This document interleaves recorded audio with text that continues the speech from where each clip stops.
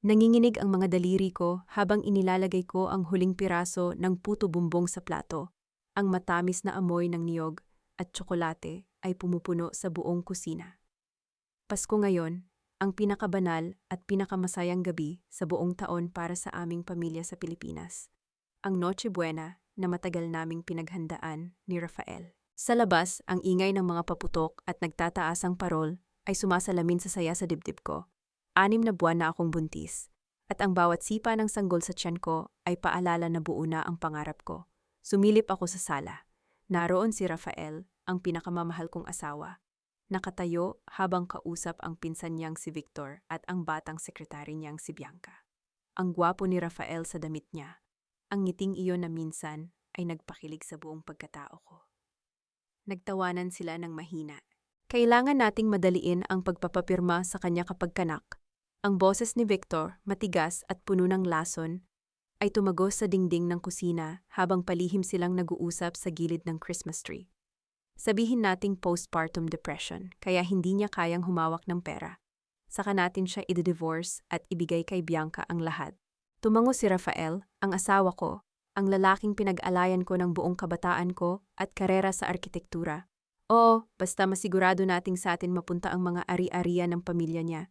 Wala siyang kamalay-malay. Para akong binuhusan ng yelo mula ulo hanggang paa. Ang baso sa kamay ko ay halos mabitawan ko. Ngunit pinilit kong kumapit habang ang mga tuhod ko ay parang tinanggalan ng buto. Tumalon ang puso ko hindi sa saya, kundi sa matinding kirot na parang may humihila sa bituka ko. Ang paligid ay biglang umikot. Ang ngiti sa mukha ni Rafael kanina ay lumitaw sa isip ko, tulad ng isang kutsilyong paulit-ulit na humuhugis sa dibdib ko. Si Aling Teresa, ang biyenan ko, ay lumabas mula sa silid at ngumisi pa kay Bianca. Nang marinig ang usapan, sangkot pala silang lahat sa patibong na ito. Hindi ako makahinga. Ang hangin sa silid ay naging abo. Sa loob ng ilang segundo, ang buong mundo ko ay gumuho ng walang ingay. Ang pagsasakripisyo ko, ang pagtalikod ko sa sarili kong kumpanya para alagaan ang pamilya namin, ang pagmamahal na akala ko ay tapat, lahat ay isang malaking kasinungalingan. Lumipad ang tingin ko sa salamin sa dingding. Maputla ang mukha ko, parang multo, habang ang mga luha ko ay bumagsak ng walang tunog. Hindi dahil sa hina, kundi dahil sa labis na galit na kumukulo sa sikmura ko. Ang pamilyang ito, ang Noche Buena na ito, ay isang malaking hukay na hinukay nila para sa akin at sa aking anak. Biglang kumirot ang tiyan ko. Isang matinding sakit, matalim at diretso sa kaibutura ng aking pagkababae. Mainit na likido ang dumaloy sa hita ko, binabasa ang suot kong damit. Dumaing ako ng mahina, pilit na kinakagat ang labi ko para hindi mapasigaw sa harap nila. Ayokong lumapit kay Rafael. Ayokong marinig ang mga huwad na pag-aalala niya. Habang papalapit ang mga yabag niya sa kusina at tinatawag ang pangalan ko para sa pagsasalu-salu sa Noche Buena, iniurong ko ang katawan ko palayo. Nanginginig ang mga kamay ko na kinapa ang cellphone sa bulsa ng apron ko. Hindi ko tinawag si Rafael. Sa halip, pinindot ko ang speed dial ng nag-iisang tao na alam kong hindi ako kailanman lolohin. Noel, sagutin mo ito, ang sigaw ng utak ko habang dumidilim ang paningin ko. Hello, Mariel? Bakit ka napatawag ng ganitong oras? Merry Christ! Ang boses ng matalik kong kaibigan at abogado ay pumutol sa ire. Noel! Ang boses ko ay basag, halos pabulong habang napasalampak ako sa sahig ng kusina. Yakap ang aking tiyan. Tulungan mo ako, kunin mo ako rito. Pinapatay nila ang anak ko. At tuluyan nang nagdilim ang paligid habang sa labas ay pumipintig ang mga paputok ng Pasko sa ibabaw ng basag na pangarap ko. Ang amoy ng gamot at ang nakasisilaw na puting kisame ang sumalubong sa akin pagdilat ng aking mga mata. Mabigat ang aking katawan, parang bawat pulgada ng balat ko ay nakadikit sa malamig na hospital bed. Ngunit ang mas matinding bigat ay ang alaala ng Noche Buena, na dapat sana ay puno ng saya. Pero naging gabi ng aking paggising sa malupit na katotohanan. Agad kong hinaplos ang aking tiyan. Salamat sa Diyos, nararamdaman ko pa rin ang mahinang tibay sa loob. Buhay pa ang anak ko, buhay pa kami. Narinig ko ang pagbukas ng pinto at ang pamilyar na yabag ng sapatos ni Rafael. Kasunod nito ang matinis at iritabling boses ng aking biyenan. Si Aling Teresa. Agad kong ipinikit muli ang aking mga mata. Hinayaan ko silang maniwala na wala pa rin akong malay. Gusto kong marinig kung hanggang saan ang kakapalan ng mukha nila. Sabi ko na nga ba, pabigat lang yang asawa mo, Rafael. Ang boses ni Aling Teresa ay puno ng pagkadismaya. Walang bahid ng pag-aalala sa akin o sa magiging apo niya. Nasira ang Noche Buena natin. Sayang ang mga pagkaing inihanda. At ngayon, kailangan pa nating magbayad ng hospital bill dahil lang sa dumi ng isip niya at biglang paghimatay. Ma, quiet lang, baka may makarinig sa inyo, bulong ni Rafael, pero hindi ko naramdaman ang pagtatanggol sa boses niya. Ang mahalaga, maayos ang baby. Kailangan nating makuha ang pirma niya sa lalong madaling panahon. Sabi ni Victor, naiinip na ang mga investor sa Batangas.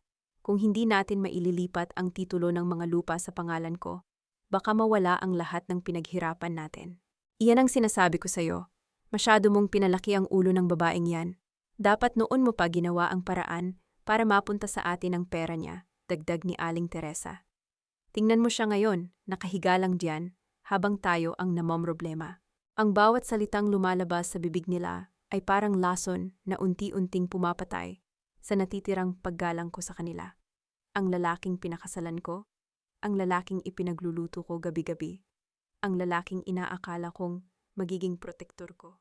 Siya pala ang unang hahampas sa akin kapag nakatalikod ako. Naramdaman ko ang paghawak ni Rafael sa kamay ko. Malamig ang kanyang palad, parang balat ng ahas. Mariel, honey, gising na. Huwag mo kaming takutin ng ganito. Ang boses niya ay puno ng peking lambing na nagpataas ng balahibo ko sa dumi. Dahan-dahan kong idinilat ang aking mga mata. Ngunit hindi ang dati at mapagmahal na Mariel ang tumingin sa kanya. Ang mga mata ko ay kasing lamig na ng yelo.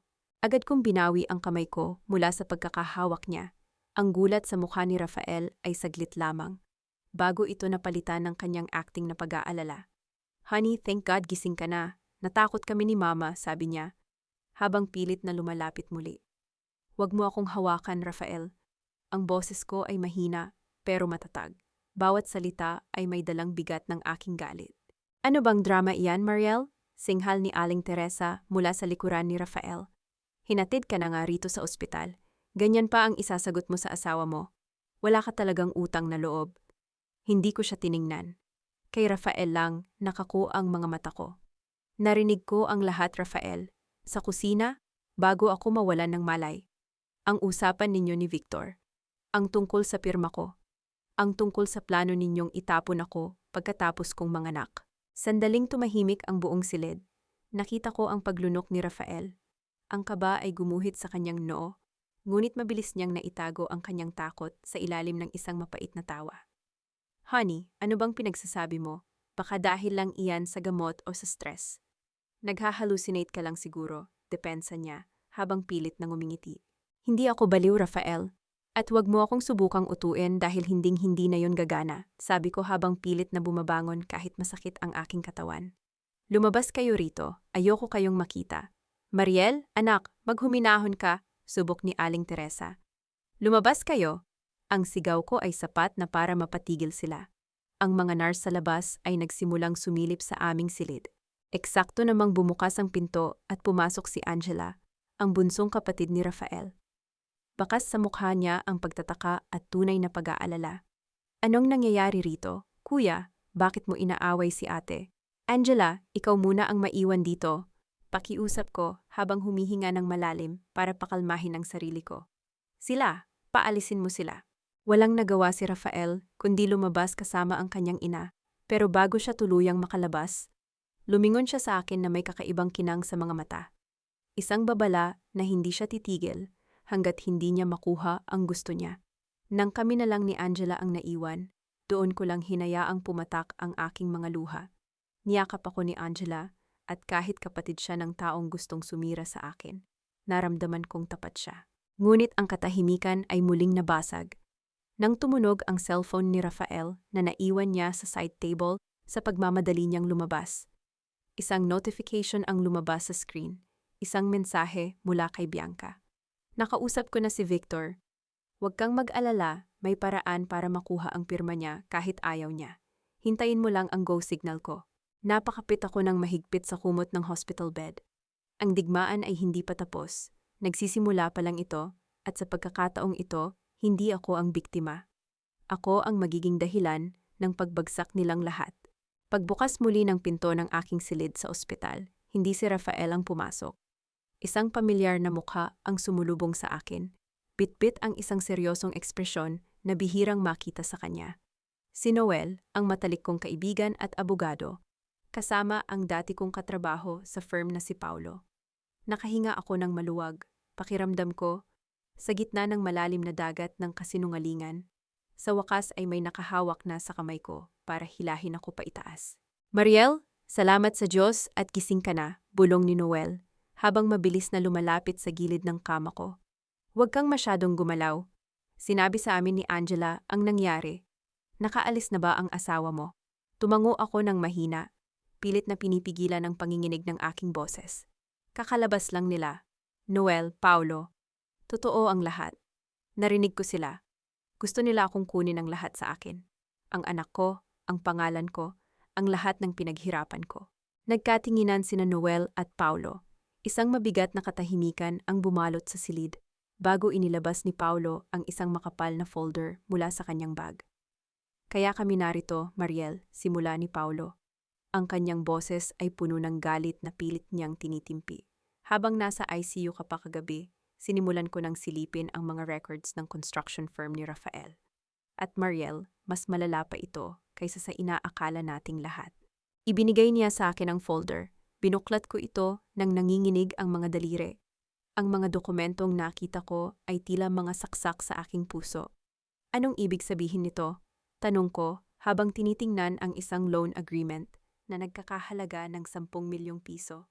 Bakit narito ang pirma ko? Hindi ako kailanman pumirma sa ganitong kalaking utang. Iyan ang masakit na katotohanan, Mariel, sagot ni Noel, habang inaayos ang kanyang salamin. Ginamit ni Rafael ang pangalan mo bilang guarantor sa mga high-interest loans mula sa mga private lenders. Hindi lang iyan, gumawa sila ni Victor ng mga ghost projects. Mga proyektong hindi naman talaga itinatayo, pero kumukuha ng pondo sa bangko gamit ang pirma mo. Halos mabitawan ko ang folder. Ang mga letra sa papel ay tila sumasayaw sa harap ng aking mga mata. Ibig sabihin, kung bumagsak ang kumpanya niya, ako ang kailangang magbayad ng lahat ng utang na ito. Eksakto, pagpapatuloy ni Paulo. At hindi lang yon.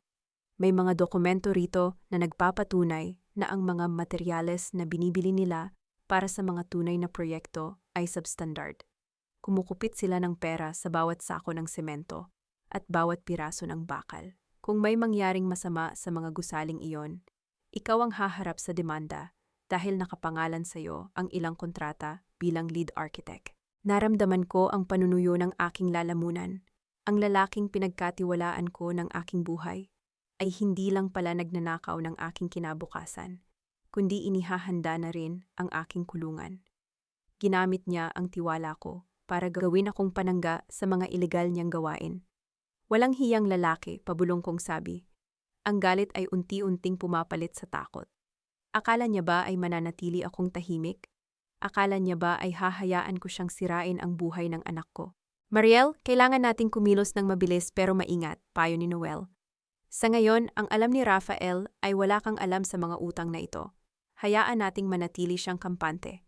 Kailangan nating mahanap ang mga orihinal na kontrata na may piking pirma mo para maipawalang bisa ang mga ito.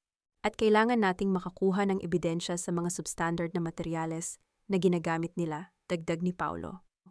Kung mapapatunayan nating niloloko nila ang mga kliyente, mabablacklist sila at mas madali nating mapapabagsak ang operasyon ni Victor. Napatingin ako sa labas ng bintana ng ospital.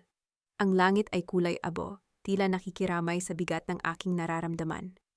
Ngunit sa ilalim ng telon ng lungkot na ito, may isang apoy na nagsimulang maglaro sa aking puso. Hindi ito ang apoy ng paghihigante na walang patutunguhan. Ito ay ang apoy ng isang ina na handang sunugin ang buong mundo para protektahan ang kanyang anak. Gawin ninyo ang lahat, Noel, Paulo, sabi ko ng may determinasyon. Huwag ninyong hayaang makatunog si Rafael. Magpapanggap akong sunod-sunuran, magpapanggap akong mahina. Pero sa bawat sandali na kasama ko siya, Hihintayin ko ang pagkakataon na tuluyan siyang ibaon sa sarili niyang hukay. Eksaktong pagkatapos kong sabihin iyon, bumukas ang pinto. Pumasok si Rafael na may bitbit na basket ng prutas. Ang kanyang ngiti ay kasing tamis ng asukal, pero kasing pait ng lason sa aking paningin. Ngunit bago pa siya makalapit, tumunog ang cellphone ni Paulo. Isang mensahe ang pumasok na nagpabago sa timpla ng kanyang mukha. Tumingin siya sa akin ng may halong kaba. "Mariel," bulong ni Paulo, habang hindi tumitingin kay Rafael. "May problema. Isang private investigator ang kinuha ni Victor para sundan ka. Alam nilang may ginagawa tayong investigasyon." Ang pagtapak ko pabalik sa aming bahay ay parang pagpasok sa isang magarang kulungan. Ang bawat sulok ng mansyong ito na dating simbolo ng aming pangarap ay tila naging mga pader na nagmamasid sa akin. Alam kong sa labas, may mga matang binayaran ni Victor para bantayan ang bawat galaw ko. Kaya kailangan kong maging mas mahusay na aktres kaysa sa mga napapanood ko sa telebisyon. "Honey, dahan-dahan lang. Dito ka muna sa sofa," malambing na sabi ni Rafael habang inaalalayan ako. Ang boses niya ay puno ng pag-aalala. Ngunit sa pandinig ko, bawat salita niya ay parang kalawang na kumakain sa aking sistema. "Salamat, Rafael. Pasensya na kung naging emosyonal ako sa ospital. Siguro nga, tama si Mama Teresa. Stress lang ito at ang pagbubuntis ko," sabi ko habang pilit nang umingiti ng tipid. Yumuko ako para hindi niya makita ang puot sa aking mga mata. Nakita ko ang pagluwag ng kanyang mga balikat. Kumagat siya sa pain ko. Akala niya ay naniwala na ako sa palusot niyang naghahalucinate lang ako. "Mabuti naman at naintindihan mo, honey. Magpahinga ka muna rito. May kailangan lang akong asikasuhin sa opisina sa taas. Tapos lalabas lang ako saglit para makipagkita kay Victor tungkol sa delay sa Batangas." Halik niya sa noo ko bago siya tumalikod. Naghintay ako. Pinakinggan ko ang bawat tunog sa loob ng bahay. Ang pagbukas at pagsara ng pinto ng kanyang opisina, ang mahinang pag-uusap sa telepono, at pagkaraan ng isang oras, ang pag-alis ng kanyang sasakyan sa garahe. Nang masiguro kong wala na siya, dahan-dahan akong tumayo. Kahit masakit pa ang aking katawan at mabigat ang aking pagbubuntis. Pilit kong inakyat ang hagdanan patungo sa kanyang opisina. Ito ang lugar na bawal kong pasukin nang wala siya. Dito niya itinatago ang lahat ng baho niya. Pagpasok ko, ang amoy ng kanyang pabango ay agad na nagpasinghap sa akin. Isang amoy na dati ay nagpapakalma sa akin, pero ngayon ay nagpapasuka sa aking sikmura. Mabilis kong hinalughog ang kanyang mga drawer. Wala rito ang mga dokumentong hinahanap ko. Napatingin ako sa malaking painting sa likod ng kanyang mesa. Alam kong may vault sa likod nito. Sinubukan ko ang mga numerong mahalaga sa aming dalawa. Ang petsa ng kasal namin, mali. Ang kaarawan ko, mali rin. Ramdam ko ang pagtulo ng malamig na pawis sa aking noo. Bawat segundo ay mahalaga. Bigla kong naisip ang petsa kung kailan siya naging opisyal na CEO ng kumpanya. Sinubukan ko ang mga numerong iyon. Naririnig ko ang mahinang pag-click ng bakal. Bumukas ang vault. Sa loob nakita ko ang isang itim na folder. Pagbukas ko, bumulaga sa akin ang mga kopya ng kontrata na may pirma ko. Mga pirma na halatang ginaya lang. Pero sa isang mabilis na tingin ay magmumukhang totoo. Narito rin ang listahan ng mga supplier ng substandard na bakal at semento na binanggit ni Paulo. Nanginginig ang mga kamay ko habang kinukunan ko ng litrato ang bawat pahina gamit ang aking cellphone. Ito na ang katibayan. Ito na ang magpapabagsak sa kanila. Ngunit sa gitna ng aking pagmamadali, isang tunog ang nagpatigil sa tibok ng puso ko. Ang tunog ng pagbukas ng gate sa ibaba. Ang pamilyar na ungol ng makina ng sasakyan ni Rafael. Bumalik siya. At mas mabilis pa sa inaasahan ko. Mabilis kong ibinalik ang folder at isinara ang vault. Inayos ko ang painting pero dahil sa panginginig ng aking kamay, bahagya itong tumabingi. Wala na akong oras para ayusin ito ng perpekto. Mabilis akong lumabas ng opisina at sinubukang bumaba ng hagdanan. Ngunit bago pa ako makarating sa unang baitang, bumukas na ang pinto sa ibaba. Tumitig si Rafael sa akin mula sa paanan ng hagdanan. Ang kanyang mukha na kanina ay maamo ay biglang nagdilim. Ang kanyang mga mata ay dumapo sa pinto ng kanyang opisina na hindi ko lubos na naisara. Naririnig ko ang bawat mabigat na yabag ng kanyang sapatos sa kahoy na hagdanan habang papaakyat siya patungo sa kinaroroonan ko. Bawat hakbang niya ay tila isang hatol ng kamatayan. Mariel, ang boses niya ay malalim, walang emosyon, at puno ng panganib. Anong ginagawa mo rito sa taas? Akala ko ba nagpapahinga ka sa sofa? Napahawak ako sa hawakan ng hagdanan. Ang aking puso ay tila gustong kumawala sa aking dibdib habang nakikita ko ang galit na unti-unting bumabalot sa kanyang mukha.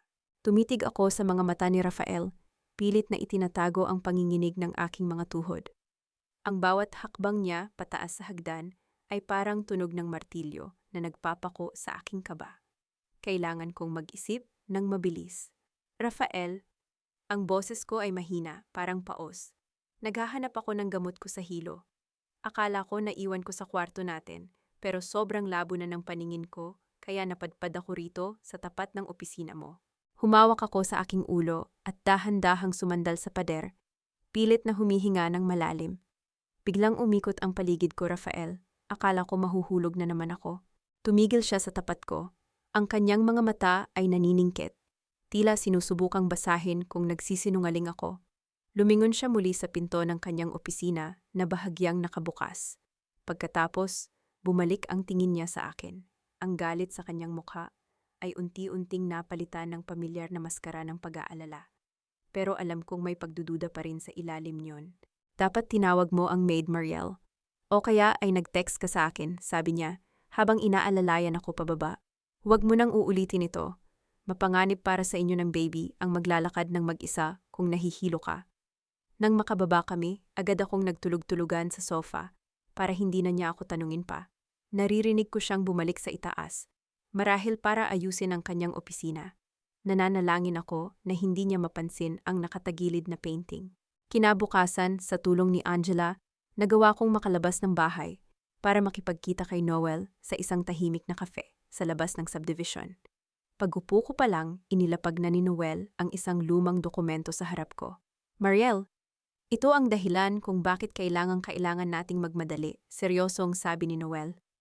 Naalala mo ba ang lupang iniwan ng papa mo sa Batangas? Yung akala mo ay maliit na sakahan lang? Tumango ako. Oo, sabi ni Papa ay para sa akin daw yon, pero hindi ko na inasikaso dahil abala ako sa career ko noon at sa pamilya ni Rafael. Mariel, hindi iyon maliit na sakahan lang, ani Noel. Ang kanyang mga mata ay nagniningning sa excitement. May bagong development sa area na iyon. Ang lupang iyon ay gagawing bahagi ng isang mega resort. Ang halaga niyon ngayon, daan-daang milyong piso na, Mariel. At ito ang pinakamahalaga, hindi alam ni Rafael ang tunay na halaga nito. Akala niya ay simpleng lupain lang ito na gusto niyang ibenta para pambayad sa mga utang niya. Napatakip ako sa aking bibig. Ang kayamanang iniwan ni Papa ay sapat na para bigyan kami ng anak ko ng bagong buhay. Malayo sa laso ng pamilyang ito. Nakaplano na ang lahat, Mariel, pagpapatuloy ni Noel habang iniaabot ang isang panulat. Pinirmahan ko na ang mga papers para sa isang irrevocable trust fund. Sa sandaling pirmahan mo ito, ang lahat ng assets mo, kasama ang lupa sa Batangas at ang pera mo sa bangko, ay mapupunta sa pangalan ng anak mo. Kahit asawa mo pa si Rafael, wala siyang legal na karapatang hawakan o ibenta ang kahit anong sentimo rito. Magiging trustee mo ako at si Paulo. Walang pag-aalinlangan kung nilagdaan ang mga dokumento. Para akong nakahinga ng maluwag pagkatapos ng mahabang panahon. May proteksyon na ang anak ko. Pabalik na ako sa sasakyan nang biglang humabol si Angela. Maputla siya at tila may gustong sabihin pero natatakot. Ate Mariel, sandali lang, bulong niya, habang tinitingnan ang paligid. May kailangan kang malaman tungkol kay Bianca. Ano yon, Angela? Nakita ko sila kahapon ni Kuya Victor sa isang kondo, panginginig ang boses ni Angela. Hindi lang sila magkatrabaho, ate. Nakita ko kung paano sila magyakap at maghalikan. Narinig ko si Bianca na tumatawa. Sabi niya, kawawa naman si Rafael. Akala niya sa kanya ako tapat. Pero pagkatapos nating makuha ang pera ni Mariel, iiwan natin siyang nakatali sa mga kaso at lilipad na tayo pa Europe. Napako ako sa aking kinatatayuan. Ang tangang si Rafael, akala niya siya ang master manipulator, pero pinaglalaruan lang din pala siya ng sarili niyang pinsan at kabit. Salamat, Angela. Malaking tulong ito, sabi ko, habang hinahawakan ang kanyang kamay. Ate, natatakot ako para sa'yo, naiiyak na, sabi ni Angela. Pero ayoko na ring manahimik. sobra na ang ginagawa nila. Sumakay ako sa sasakyan na may dalang bagong impormasyon.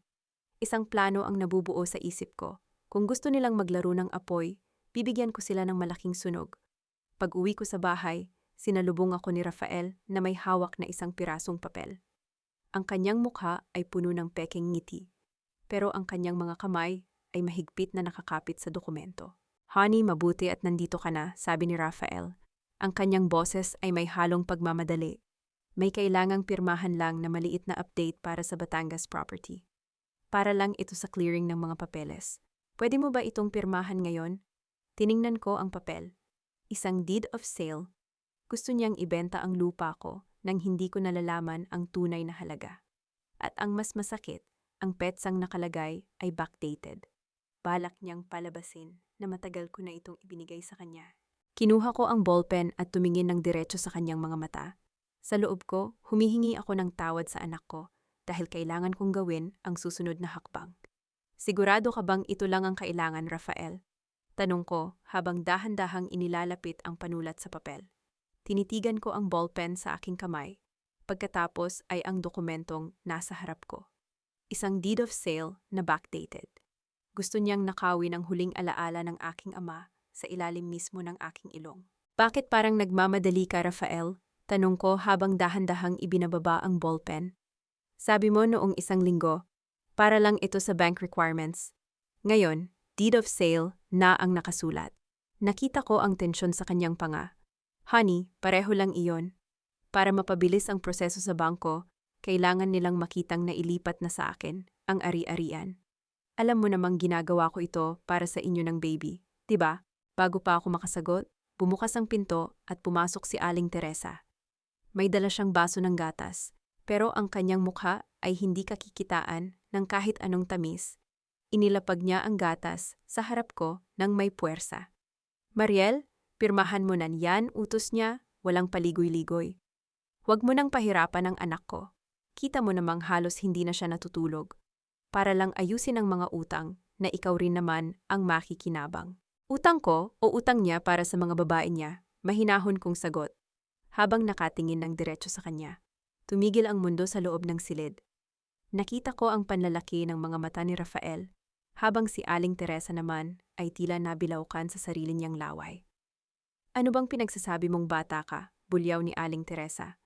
"Nababaliw ka na ba talaga dahil sa pagbubuntis mo? Rafael, tingnan mo ang asawa mo, kung ano-anong kasinungalingan ang iniimbento para lang makaiwas sa responsibilidad." "Hindi ako naging irresponsable, ma," sabi ko habang tumatayo, kahit ramdam ko ang bigat ng aking tiyan.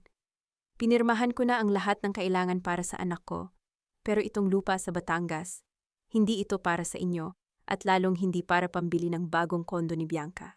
Isang malakas na sampal ang biglang dumapo sa aking pisngi. Sa sobrang lakas nito, napasandal ako sa gilid ng mesa at halos mawalan ng balanse. Ramdam ko ang init at hapdi na mabilis na kumalat sa aking mukha. Ang lasa ng dugo ay humalo sa aking laway. Ngunit hindi ako umiyak. Tumingin ako kay Rafael, umaasang kahit kaunti ay pipigilan niya ang kanyang ina. Pero nanatili siyang nakatayo roon, malamig ang mga mata, tila sinasabing nararapat lang sa akin ang saktan dahil sa pagsuway ko. "Wala kang galang," sigaw ni Aling Teresa habang dinuduro ako. "Akala mo ba kung sino ka? Isang hamak na arkitekto lang na kinuha ni Rafael sa lansangan. Kung hindi dahil sa anak ko, wala ka sa posisyong kinalalagyan mo ngayon. Kami ang pamilya mo, kaya dapat lang na ibigay mo ang lahat sa amin." Dahan-dahan kong itinuwid ang aking tayo. Hinaplos ko ang aking pisngi na ngayon ay nagsisimula ng mamaga. Tumingin ako kay Aling Teresa. Hindi bilang isang manugang na takot, kundi bilang isang babaeng wala nang natitirang takot. "Pamilya," mahina akong tawa, isang tawang puno ng pait. "Ang pamilya ay hindi nagnanakaw sa isa't isa. Ang pamilya ay hindi nagpaplano kung paano itatapon ng ina ng kanilang apo pagkatapos niyang manganak. Narinig ko kayo noong Noche Buena. Alam ko ang lahat." Nakita ko ang takot na gumuhit sa mukha ni Aling Teresa, habang si Rafael ay napaatras. Ang kanilang maskara ay tuluyan ng nalaglag. "Lumabas kayo rito," sabi ko, nang may awtoridad. "Ngayon din, Mariel, pag-isipan mo ang ginagawa mo," subok ni Rafael, pero pinutol ko siya. Lumabas kayo bago ko tawagan ang mga pulis at ipakita sa kanila ang mga litrato ng substandard na bakal na ginagamit mo sa project sa Makati, banta ko.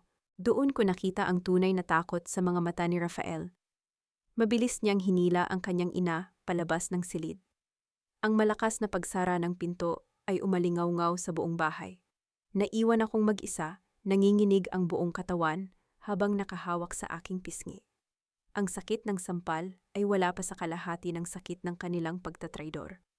Ngunit sa gitna ng hapdi, may isang pangako akong binitawan sa aking sarili at sa aking anak. Ang sampal na ito ang huling beses na masasaktan nila ako. Mula sa araw na ito, bawat patak ng luhang pinalabas nila ay babayaran nila ng higit pa sa inaakala nila. Ang digmaan ay hindi na lamang tungkol sa pera o lupa. Ito ay tungkol na sa aking dignidad. Ang hapdi sa aking pisngi ay tila naging gasolina na nagpaliyab sa aking determinasyon. Habang naririnig ko ang malakas na buhos ng ulan sa labas, alam kong hindi lang ang langit ang nagbabanta ng unos. Isang malaking bagyo ang paparating sa buhay ni Rafael at Victor. At ako ang magsisilbing mata nito. Tumunog ang aking cellphone, si Paulo. Agad ko itong sinagot, pilit na pinapakalma ang aking paghinga. Mariel, napanood mo ba ang balita? May signal number 3 na sa Metro Manila, ang boses ni Paulo ay puno ng kaba. Kailangan nating magdesisyon ngayon din. Ang project sa Makati, ang building na ginagamitan nila ng substandard na bakal. Mariel, puno iyon ng mga trabahador na nakatira sa site. Sa lakas ng hangin at ulan ngayon, hindi kakayanin ng pundasyon ang bigat. Maaaring gumuho ang building. Napahawak ako sa aking tiyan. Isang matinding kaba ang bumalot sa akin. Kung mananatili akong tahimik para masigurado ang tagumpay ng aming plano, may mga inosenteng buhay na mawawala. Pero kung magsasalita ako ngayon, malalaman ni Rafael na ako ang nagsumbong bago pa man kami maging handa sa korte. Mariel, nariyan ka pa ba? Tanong ni Paulo. Hindi ko kayang itaya ang buhay ng mga tao, Paulo. Ang sagot ko ay matatag. Ano ang silbi ng pagiging arkitekto ko kung hahayaan kong mamatay ang mga tao sa ilalim ng mga gusaling gawa sa kasakiman? Itawag mo na sa building official at sa media. Ipadala mo ang lahat ng litratong nakuha ko sa vault ni Rafael. Ngayon din. Lumipas ang 2 oras na parang isang dekada. Nakatitig lang ako sa telebisyon sa loob ng aking kwarto. Biglang lumabas ang isang breaking news.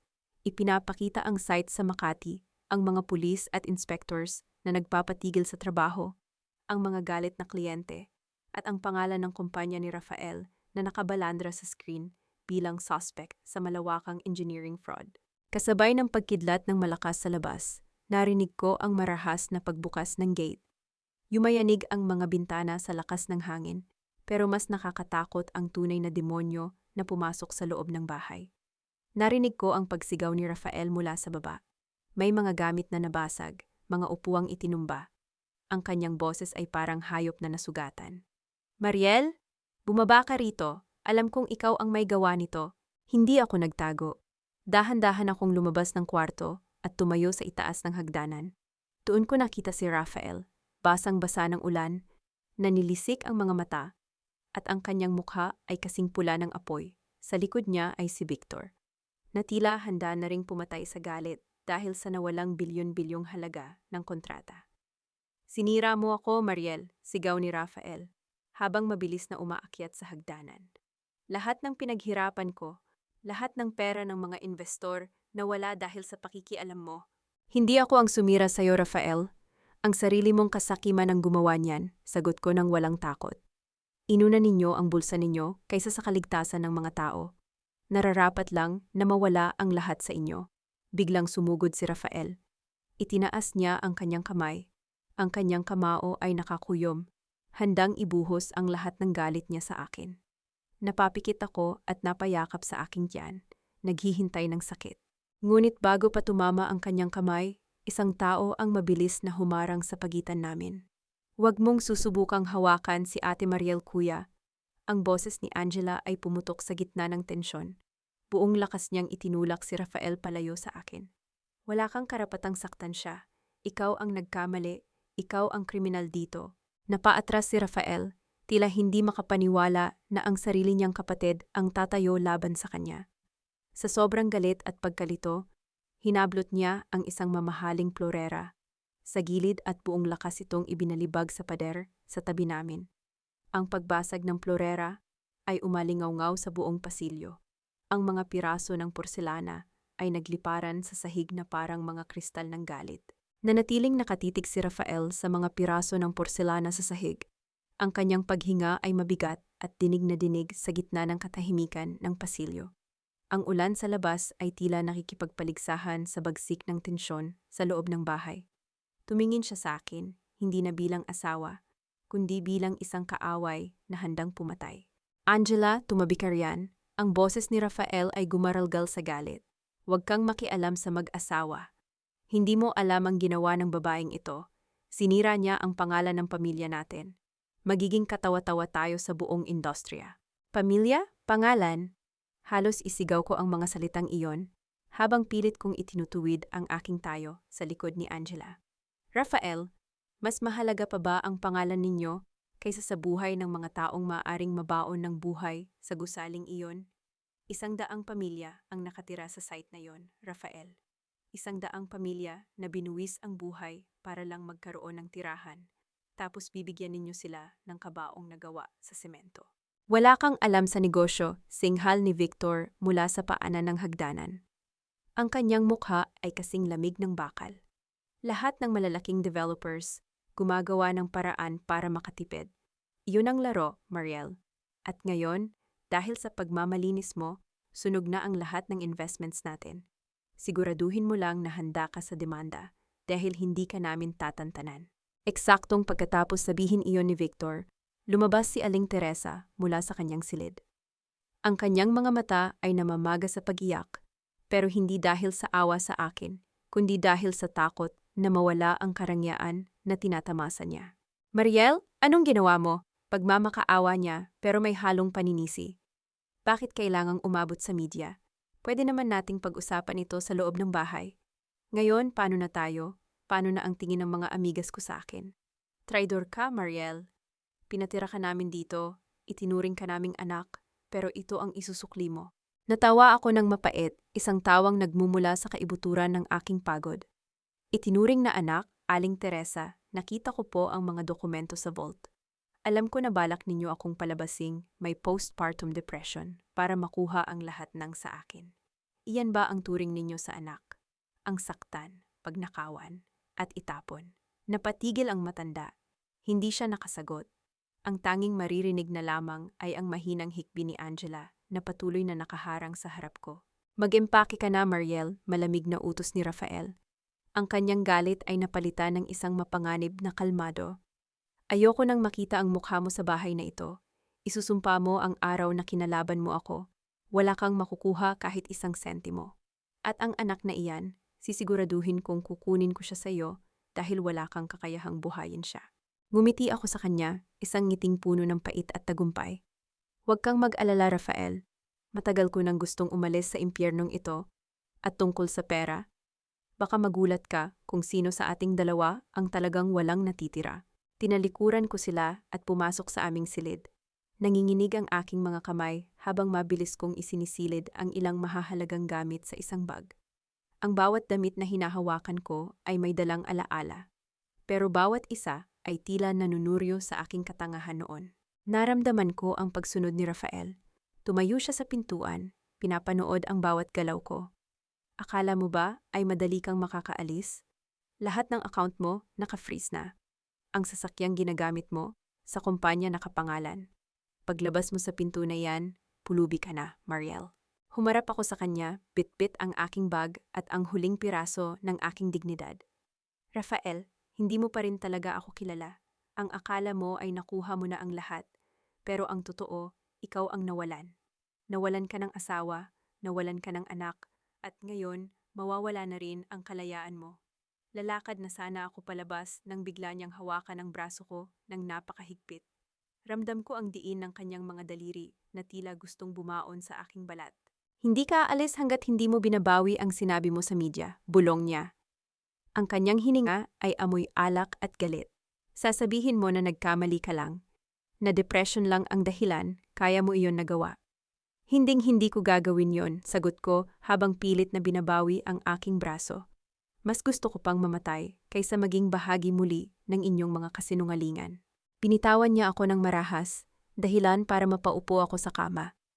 Tumalikod siya at marahas na isinara ang pinto. Nilak ito mula sa labas. Diyan ka lang, sigaw niya mula sa kabilang panig. Hindi ka lalabas hanggat hindi ka natututo kung sino ang dapat mong sundin. Napahawak ako sa aking tiyan. Ang kaba ay muling bumangon sa aking dibdib. Nakakulong ako. Sa gitna ng bagyo, nakakulong ako sa sarili kong tahanan, kasama ang mga taong wala ng takot gumawa ng masama. Ngunit sa ilalim ng aking unan, naramdaman ko ang aking cellphone. May isang mensahe mula kay Noel. Mariel, handa na ang mga pulis. Nasaan ka na? Nakalock ang pinto, pero hindi ang isip ko. Sa loob ng madilim na silid na ito, habang dinig ko ang paghampas ng hangin sa bintana, naramdaman ko ang muling pagsipa ng aking anak. Isang paalala na wala akong karapatang sumuko. Kung akala ni Rafael ay mapapaamo niya ako sa pagkulong sa akin dito, nagkakamali siya. Kinuha ko ang aking cellphone. Sa liwanag ng screen, binuksan ko ang contact ni Victor. Alam ko ang kahinaan ng taong ito, ang sobrang pagkamahal sa pera at ang kawalan ng tiwala sa kahit na sino. Gagamitin ko ang impormasyong ibinigay sa akin ni Angela. Nagsend ako ng isang anonymous message sa kanya gamit ang isang encrypted app na itinuro sa akin ni Noel. Victor, tinitira ka na ng pinsan mo sa likod. May secret offshore account si Rafael sa Singapore. Plangado na nilang tumakas ni Bianca bitbit ang natitirang pera mula sa Batangas deal. May iwan kang sumasagot sa lahat ng demanda sa Makati Project. Tingnan mo ang itim na folder sa ilalim ng upuan ng sasakyan niya. Alam kong wala talagang folder doon, pero sapat na ang binhing iyon para mag-alab ang hinala ni Victor. Pagkaraan ng ilang minuto, narinig ko ang malakas na pagbukas ng pinto sa ibaba. Ang boses ni Victor ay parang kulog na mas malakas pa sa bagyo sa labas. Rafael, nasaan ang mga dokumento sa Singapore? Sigaw ni Victor. Anong Singapore? Victor, nahihibang ka na ba?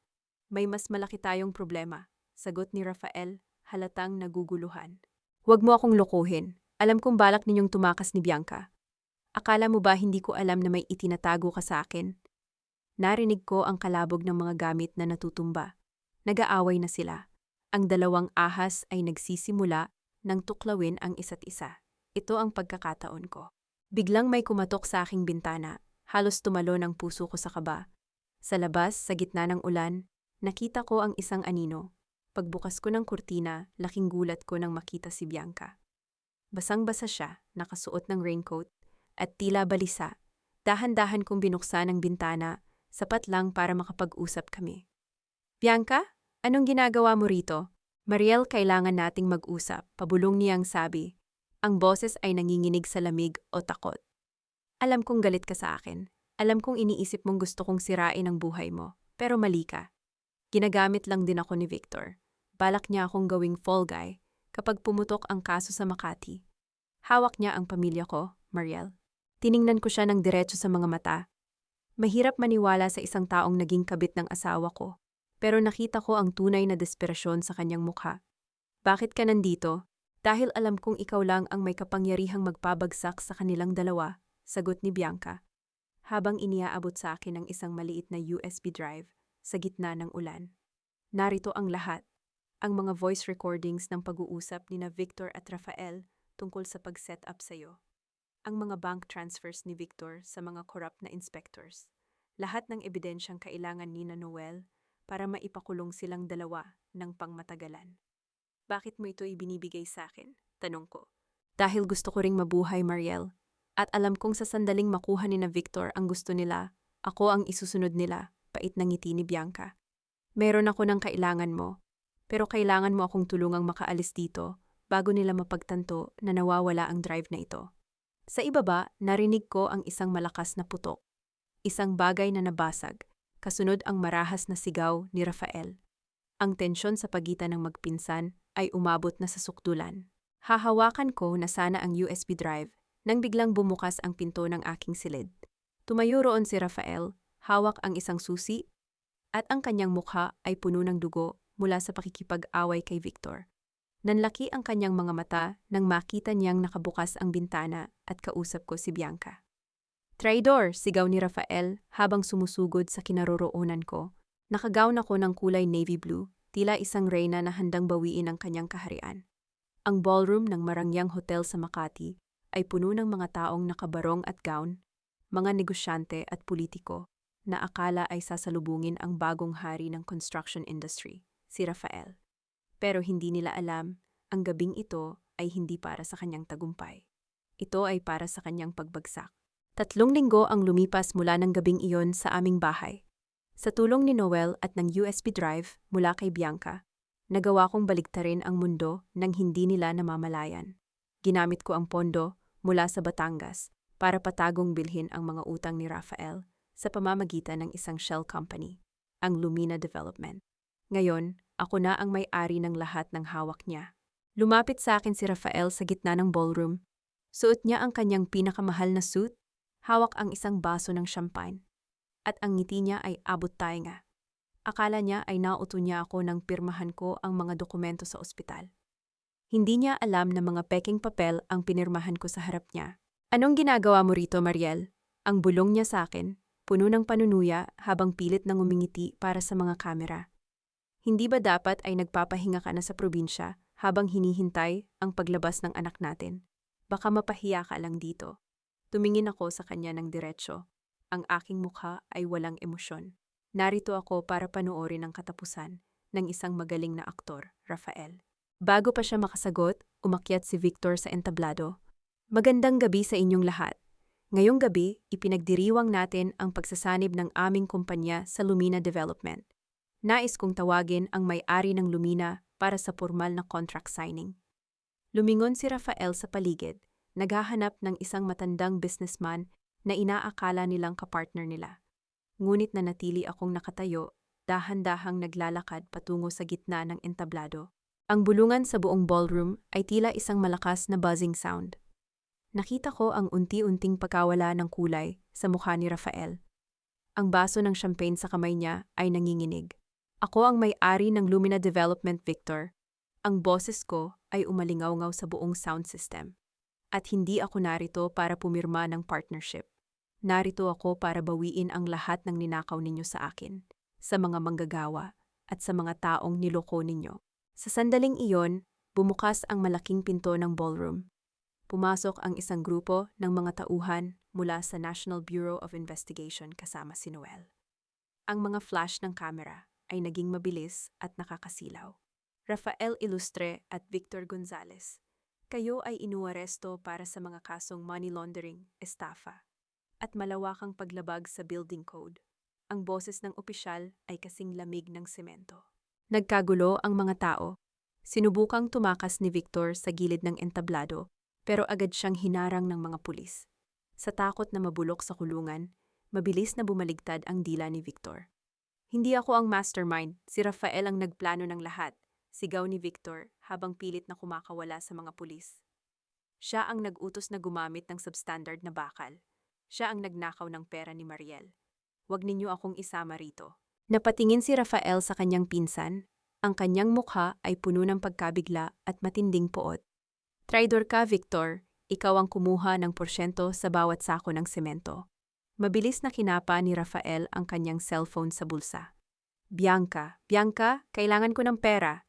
Ihanda mo ang sasakyan, aalis na tayo ngayon din, sigaw niya sa telepono. Ngunit walang sumasagot. Tumingin ako sa kanya ng may halong awa. Wala na si Bianca, Rafael. Kasama ang lahat ng perang akala mo ay itinago niya para sa inyong dalawa. Umalis na siya ng bansa kanina pang umaga. Iniwan kanyang butas ang bulsa at puno ng demanda. Napaupo si Rafael sa sahig ng entablado. Ang kanyang marangyang suit ay tila naging basahan sa paningin ng lahat. Ang kanyang mga mata ay blangko, tila hindi pa rin matanggap na sa isang iglap. Ang lahat ng kanyang kasinungalingan ay naglaho na parang bula. Nilapitan siya ng mga pulis at marahas na hinila ang kanyang mga kamay patalikod. Naririnig ko ang bawat pag-click ng bakal ng posas sa kanyang mga pulso, isang tunog na kasing lamig ng katotohanan. Tumingin siya sa akin, may mga luhang nagsisimulang pumatak. Pero hindi ko na nararamdaman ang kahit anong awa. Mariel, please, ang anak natin, pagmamakaawa niya. Wala kang anak, Rafael, ang sagot ko habang tumatalikod. Ang mayroon ka na lang ay ang iyong sarili at ang 4 na pader ng selda mo. Habang hinihila siya palabas ng ballroom sa harap ng lahat ng mga taong dati, ay tinitingala siya. Naramdaman ko ang paghampas ng hangin sa aking mukha. Malaya na ako. Ngunit sa gitna ng aking tagumpay, naramdaman ko ang isang matalim na kirot sa aking tiyan. Isang sakit na hindi katulad ng dati. Napahawak ako sa braso ni Noel na nasa tabi ko na pala.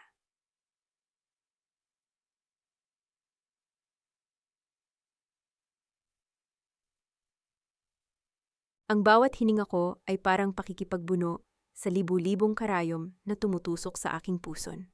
Sa loob ng puting silid ng ospital, habang naririnig ko ang mahinang tunog ng heart monitor, alam ko na malapit na. Ang aking anak ay hindi na makapaghintay na masilayan ang mundong ipinaglaban ko para sa kanya. Mariel, dahan-dahan lang, narito lang kami, bulong ni Angela, habang pinupunasan ng pawis sa aking noo. Ang kanyang mga mata ay puno ng pag-aalala, pero bakas din ang lungkot. Sa labas ng pintong ito, ang buong pamilya nila ay gumuhuna. Hindi nagtagal, bumukas ang pinto. Inakala ko na ang doktor na ang papasok. Ngunit isang pamilyar na anino ang sumulpot. Si Aling Teresa. Wala na ang kanyang mga mamahaling alahas. Ang kanyang buhok na dati ay laging maayos ay gulo-gulo ngayon. At ang kanyang mukha ay tila tumanda ng 10 taon sa loob lamang ng ilang araw. Lumapit siya sa akin. Hindi na ang matapang at mapang-aping reyna ng tahanan, kundi isang babaeng durog at desperada. Mariel, ang boses niya ay nanginginig, halos pabulong. Anak, pakiusap, kausapin mo si Noel, bawiin mo ang mga demanda. Sabi ng abogado, mababankrupt na ang lahat ng ari-arian namin. Wala na kaming matitirhan, pati ang bahay, kukunin na ng bangko sa susunod na linggo. Tumingin ako sa kanya nang may halong pait. Ang sakit sa aking tiyan ay muling humampas, dahilan para mapakapit ako ng mahigpit sa gilid ng kama. Pakiusap, Mariel, lumuhod siya sa gilid ng aking higaan. Isang bagay na hindi ko kailanman naisip na gagawin niya. Gamitin mo ang lupa mo sa Batangas. Ibenta mo o gawin mong piyansa para kay Rafael. Anak ko siya, Mariel. Hindi niya kayang mabuhay sa loob ng kulungan. Mamamatay ang anak ko roon. Anak niyo siya, pero asawa ko siya na nagtangkang pumatay sa aking dignidad. Ang boses ko ay mahina, pero bawat salita ay kasing talim ng labaha. Noong sinampal niyo ako, Aling Teresa, nakalimutan niyo na ba? Noong tinawag niyo akong hamak na arkitekto lang, nasaan ang awa niyo? Nagkamali ako, patawarin mo ako, hikbi niya habang sinusubukang hawakan ang aking kamay. Gagawin ko ang lahat, magiging katulong mo ako, pagsisilbihan kita, basta iligtas mo lang ang anak ko. Huwag mong hayaang mawala ang lahat sa amin. Tinitigan ko siya ng diretso sa mga mata. Ang lupang iyon ay pamana ng tatay ko para sa apo niya. Hindi iyon pambayad sa mga kasalanan ng isang lalaking nagnakaw at nagtaksil. Aling Teresa, tapos na ang panahon na kaya niyo akong utuin. Ang perang hiningi niyo ay wala na. Napunta na sa trust fund ng anak ko. Tumayo si Aling Teresa. Ang kanyang desperasyon ay muling napalitan ng galit na dulot ng kawalan ng pag-asa. Wala kang puso. Mas pipiliin mo pang makitang naghihirap ang pamilya ng asawa mo kaysa tumulong? Iyan ba ang ituturo mo sa anak mo? Ang maging mapaghiganti? Ang ituturo ko sa anak ko ay ang tumayo para sa katotohanan, sagot ko, habang muling humahampas ang pinakamatinding wave ng contraction.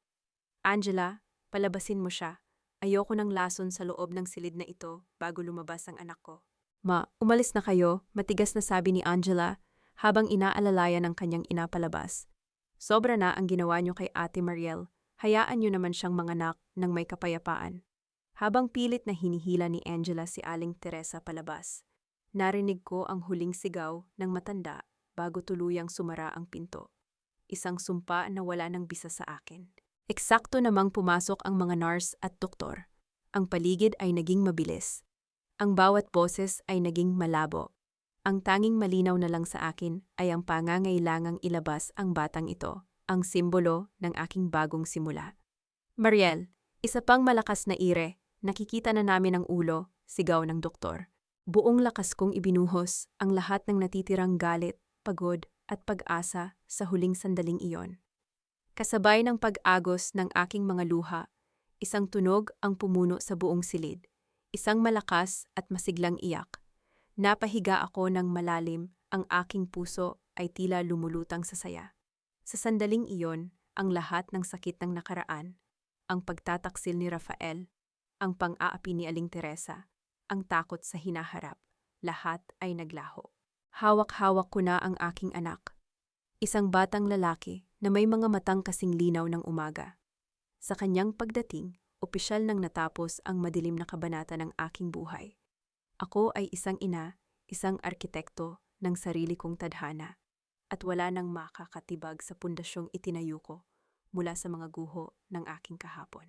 Ang simoy ng hangin dito sa Batangas ay amoy kalayaan. Isang taon na ang lumipas mula nang huli kong marinig ang tunog ng posas at ang sigaw ng galit sa loob ng ballroom. Ngayon, sa harap ko, ay hindi na lamang tuyong lupa at mga damo ang nakikita ko.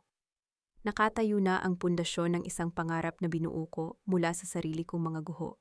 Ate Mariel, handa na ang mga blueprint para sa Phase 2 ng tahanan ni Ina. Tawag sa akin ni Paulo.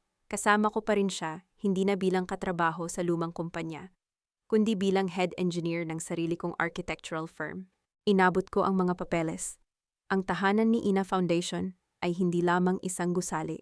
Ito ay isang santuwaryo para sa mga babaeng tulad ko, mga inang tinalikuran, pinagtaksilan, at inakalang wala ng silbi. Dito, binibigyan namin sila ng pagkakataon na muling mag-aral, magkaroon ng trabaho, at higit sa lahat, mahanap ang kanilang nawalang halaga. Salamat, Paolo. Siguraduhin nating ang bawat kwarto ay may sapat na liwanag mula sa araw. Gusto kong maramdaman nila na laging may bagong simula. Sabi ko habang tinitingnan ang disenyo. Habang naglalakad kami sa paligid ng ginagawang resort, lumapit si Angela Bitbit, ang aking anak, si Gabriel.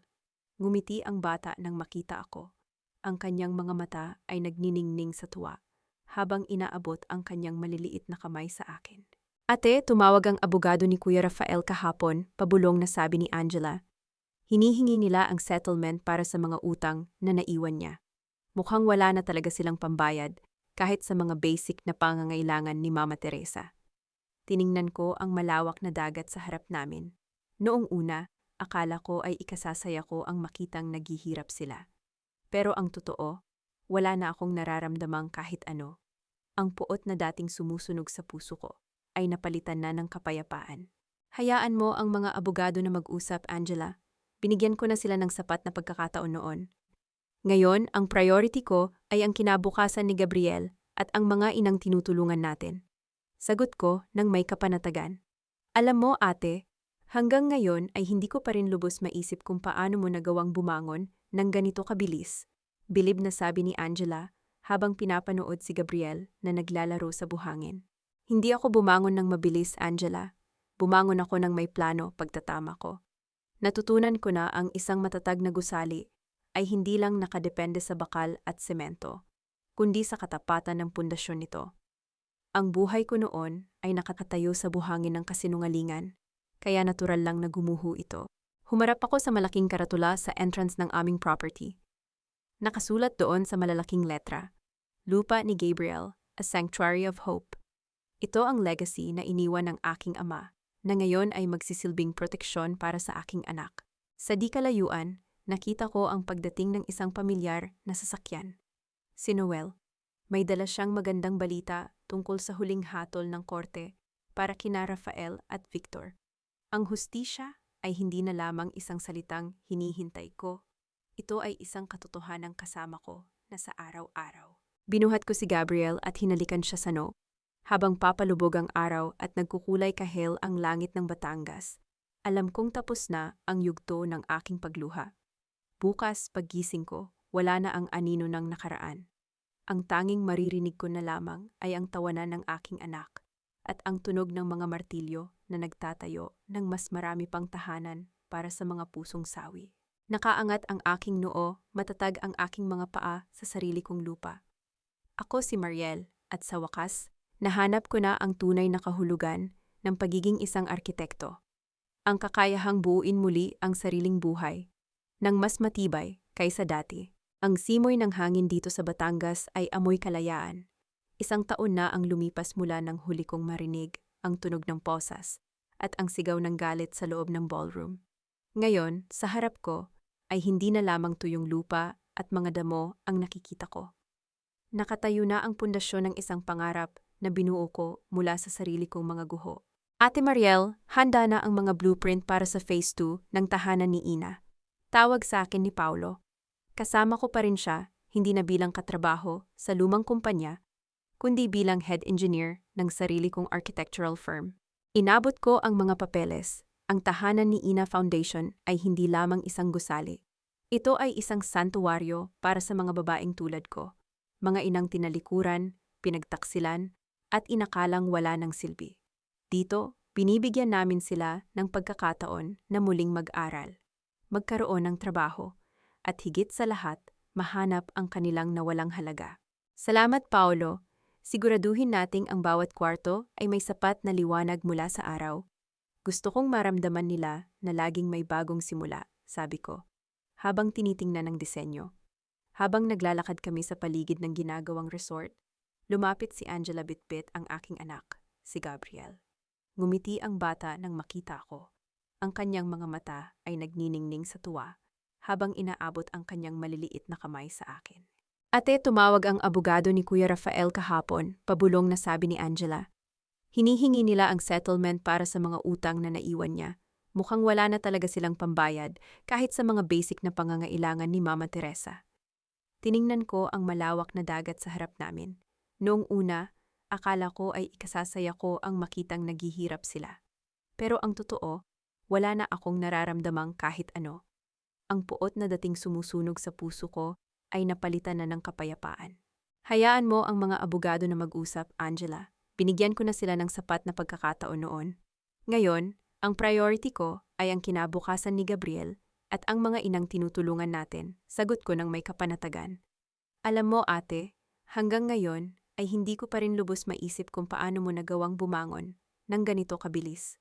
Bilib na sabi ni Angela habang pinapanood si Gabriel na naglalaro sa buhangin. Hindi ako bumangon ng mabilis, Angela. Bumangon ako ng may plano pagtatama ko. Natutunan ko na ang isang matatag na gusali ay hindi lang nakadepende sa bakal at semento, kundi sa katapatan ng pundasyon nito. Ang buhay ko noon ay nakatayo sa buhangin ng kasinungalingan, kaya natural lang na gumuho ito. Humarap ako sa malaking karatula sa entrance ng aming property, nakasulat doon sa malalaking letra, Lupa ni Gabriel, a Sanctuary of Hope. Ito ang legacy na iniwan ng aking ama, na ngayon ay magsisilbing proteksyon para sa aking anak. Sa di kalayuan, nakita ko ang pagdating ng isang pamilyar na sasakyan, si Noel. May dala siyang magandang balita tungkol sa huling hatol ng korte para kina Rafael at Victor. Ang hustisya ay hindi na lamang isang salitang hinihintay ko, ito ay isang katotohanang kasama ko na sa araw-araw. Binuhat ko si Gabriel at hinalikan siya sa noo. Habang papalubog ang araw at nagkukulay kahel ang langit ng Batangas, alam kong tapos na ang yugto ng aking pagluha. Bukas, paggising ko, wala na ang anino ng nakaraan. Ang tanging maririnig ko na lamang ay ang tawanan ng aking anak at ang tunog ng mga martilyo na nagtatayo ng mas marami pang tahanan para sa mga pusong sawi. Nakaangat ang aking noo, matatag ang aking mga paa sa sarili kong lupa. Ako si Mariel at sa wakas, nahanap ko na ang tunay na kahulugan ng pagiging isang arkitekto, ang kakayahang buuin muli ang sariling buhay, nang mas matibay kaysa dati. Ang huling mga hakbang ni Mariel kasama ang kanyang anak ay tila isang magandang pagtatapos sa isang mahabang kwento ng sakit at pagbangon. Ang bawat yapak nila sa semento ng foundation ay paalala na sa likod ng bawat gumuho na pangarap, may kakayahan tayong magtayo ng mas matatag na bukas. Mga mahal kong tagapakinig, maraming salamat sa inyong pagtitiyaga at pagsama sa akin sa bawat kabanata ng buhay ni Mariel. Habang isinusulat ko ang huling bahagi ng kwentong ito, hindi ko mapigilang mapaisip sa eksena kung saan hinarap ni Mariel si Rafael sa huling pagkakataon. Napakahirap gawin ang maging mahinahon sa harap ng taong sumira sa iyong tiwala. Ngunit ipinakita sa atin ni Mariel na ang tunay na lakas ay hindi nasusukat sa lakas ng sigaw, kundi sa lalim ng iyong kapayapaan. Sa buhay, madalas tayong makatagpo ng mga taong tulad ni Rafael o Aling Teresa. Mga taong tinitingnan tayo bilang kasangkapan lamang para sa kanilang pansariling interes. Ang mahalagang aral na maiuuwi natin mula sa karanasan ni Mariel ay ang kahalagahan ng pagkakaroon ng financial independence at ang hindi pagbulag-bulagan sa mga maliliit na senyales ng pagtatraydor. Tulad ng isang arkitekto, bago tayo maglagay ng bubong o magpintura ng dingding, tiyakin muna nating ang ating pundasyon, ang ating sariling halaga at dignidad, ay hindi nakadepende sa ibang tao. Huwag nating hayaang ang ating mga dokumento, ang ating mga ari-arian, at lalo na ang ating puso ay mapunta sa kamay ng mga taong hindi marunong magpahalaga sa katapatan. Kayo, mga kaibigan, ano ang gagawin ninyo kung kayo ang nasa posisyon ni Mariel? Papayagan nyo rin bang makita ng inyong anak ang amang nagtaksil sa inyo o pipiliin nyo ang katahimikan para sa ikabubuti ng bata?